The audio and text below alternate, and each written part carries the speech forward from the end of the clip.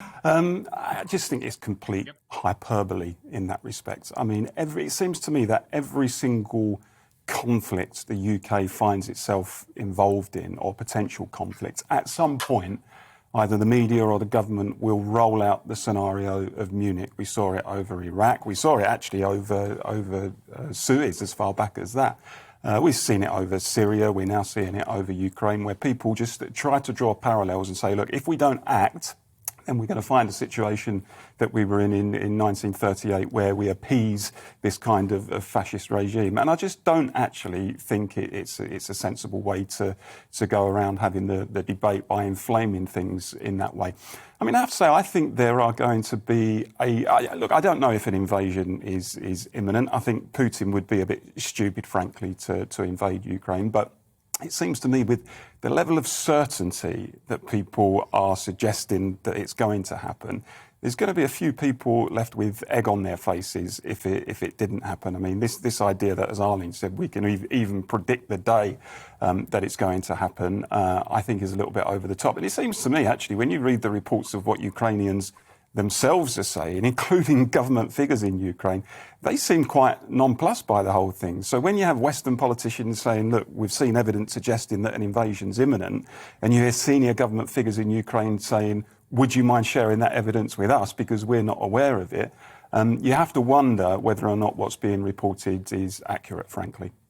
I'm going to move subject in just a second, but I am just going to respond to what Paul said, because I do think there are parallels with Munich, actually. I mean, for example, we talk about whether there's going to be an invasion of Ukraine. There have been two already. Two chunks of Ukraine have already been seized by Russia.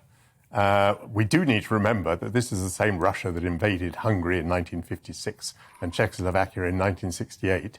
These people do have form. One of the things that was said in 1938 was that there were no further aspirations in Europe that Hitler had.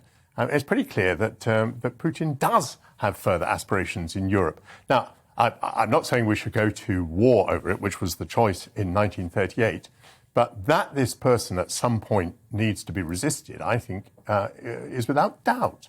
I think the huge flaw in your argument is the suggestion that this is still the Russia that went into Hungary in 1956, for example.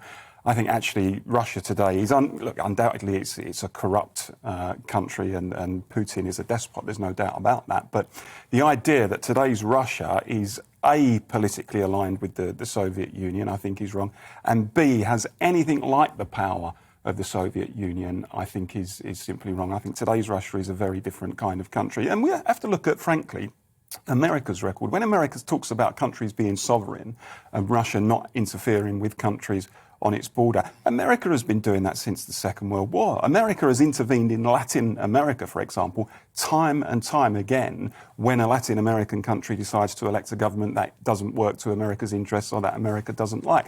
So there's a stench of hypocrisy in this debate, and that needs to be exposed, and it isn't being exposed in the media, unfortunately. And making that point does not make you a supporter of Putin, let me stress that. I'm itching to respond further, but I did promise that we would move on